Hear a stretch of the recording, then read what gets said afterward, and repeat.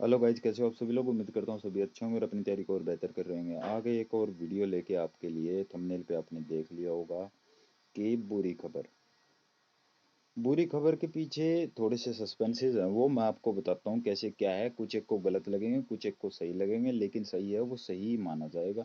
और आपको इतना भी भरोसा है कि मैं जो इंडियन नेवी के रिलेटेड कोई भी अगर वीडियो लेके आता हूँ तो वो ऑथेंटिक न्यूज़ मिलती है तभी लेके आता हूँ। इसके अलावा मैं वीडियो डालता ही नहीं। आप देख सकते हो, चेक लिस्ट में जाके देख सकते हो, प्ले लिस्ट में जाके देख सकते हो, यूट्यूब पे देख सकते हो। मेरी कोई ऐसी बेफालतू की वीडियो आपको नहीं मिलती।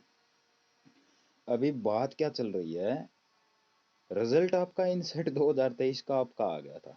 ठीक है, जैसे ये यहाँ पे आपको शो कर रहा है 27/7/2024 को। क्लिक किया, यहाँ से आप डाउनलोड कर सकते हैं रिजल्ट। खुशी की लहर भी आई थी कि चलो हमारा सिलेक्शन हो गया, हम लग गए। उसके बाद में क्या हुआ कि इसको हटा दिया गया। उसके बाद में क्या हुआ, इसके ऊपर एक सस्पेंस और आ गया, कोर्ट केस। और ये जो कोर्ट केस होता है ना, ये कोर्ट केस आपकी भर्ती को इतना लंबा पेंडिंग में डाल देता है कि आप इस चीज़ को सोच भी नहीं सकते। आप इसके ऊपर आस लगा के बैठे हो कि हमारा इसके अंदर सिलेक्शन हो गया था, लेकिन कोर्ट केस की वजह से हम अपनी ज्वाइनिंग ले नहीं ले पाए। कोर्ट केस का क्या है कि कोर्ट केस का ज़्यादा लफड़ा भी नहीं है, कोर्ट केस की वजह से आपका रिजल्ट भी नहीं अटका है। तो रिजल्ट आ क्यों नहीं रहा, मेन पॉइंट तो यही है। अगर कोर्ट केस की वजह से रिजल्ट पे कोई प्रभाव नहीं है तो रिजल्ट को डिक्लेयर कर देना चाहिए। लेकिन उसमें कमजोरी ये आपकी कमजोरी क्या है कि आपने उसके ऊपर कोर्ट केस क्यों किया। हाँ, लगता है कि आपको गलत हुआ है, तो फॉर्म अप्लाई करते हुए वो गलत कहाँ चला गया था। फॉर्म अप्लाई हो गया, चलो ठीक है, एडमिट कार्ड भी आपके इश्यू हो गए, आपने एग्ज़ाम भी दे दिया। एग्ज़ाम देने के बाद में वो गलत चीज़ कहाँ चली गई थी, चलो मान लिया हो गया सब कुछ। रिजल्ट आने के बाद में ही वो चीज़ गलत क्यों होती है। मेरा नाम नहीं आया, उसका नाम आ गया, चलो कोर्ट केस कर देते हैं, भर्ती पेंडिंग में चली जाएगी, स्टे लग जाएगा।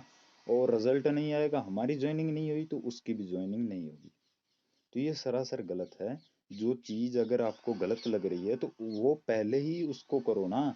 कि जैसे एग्ज़ाम अपने एप्लीकेशन फॉर्म को फिल किया उस टाइम कर दो कि ठीक है, हमारा ये डॉक्यूमेंट था, ये नहीं उठाया, इसकी वजह से हम उस कैटेगरी में चले गए, उसमें चले गए, ये फॉर्म अप्लाई नहीं हुआ, बीटेक का नहीं हुआ, ये नहीं हुआ, वो नहीं हुआ।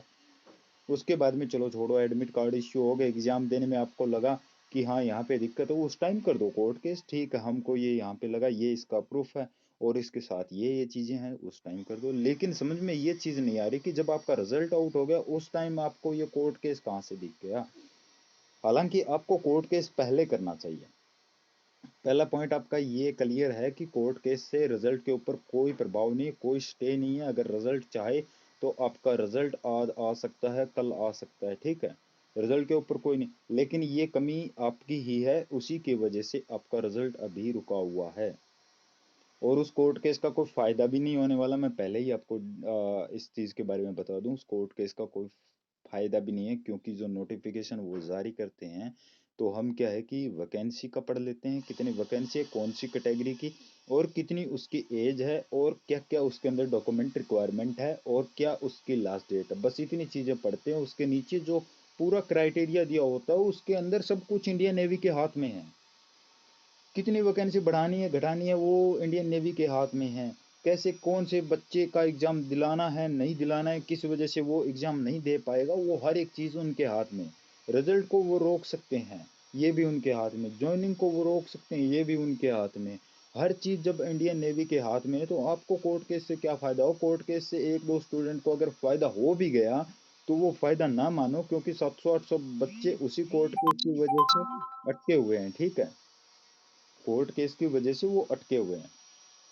तो मैं आपको यही कहना चाहता हूँ, अगर कोर्ट केस किया है तो उसको अगर आप वापस ले सकते हो तो उसको आप वापस ले लो, उसमें कोई दिक्कत नहीं है।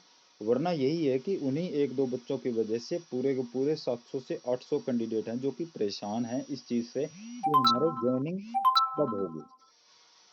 ठीक है, तो इस चीज़ के बारे में सिर्फ मैं इतनी डिक्लेरेशन देना चाहता हूँ आपको कि आपकी वजह से आपका रिजल्ट अटका हुआ है, और आप इस चीज़ को सुधार भी सकते हो, बिगाड़ भी सकते हो। और इसके अलावा अगर मैं अपडेट के बारे में पूछूंगा, ठीक है, अभी आप ये बोल लो कि रिजल्ट के अपडेट के बारे में तो कुछ बताया ही नहीं।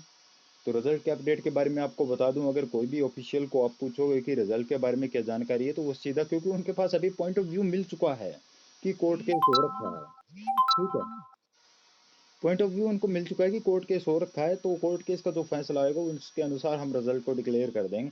तो अभी ऑफिशियल को क्या पूछ सकते हैं, यही पूछ सकते हैं उतना, और जितनी जानकारी वो देते हैं उतनी मैं आपको शेयर करता हूँ। तो आज की वीडियो में इतना ही रखता हूँ, अगर आपको कुछ भी गलत लगा है तो उसके लिए मैं माफ़ी मांगना चाहता हूँ। अगर कोई भी आपको क्वेरी है तो कमेंट सेक्शन आपके लिए खुला है, तो आप वहाँ पे भी कोई भी क्वेश्चन है वो पूछ सकते हो। तो आज की वीडियो में इतना ही, मिलते हैं एक नई वीडियो के साथ, तब तक करते रहिए अपनी तैयारी को और बेहतर। जय हिंद, जय भारत।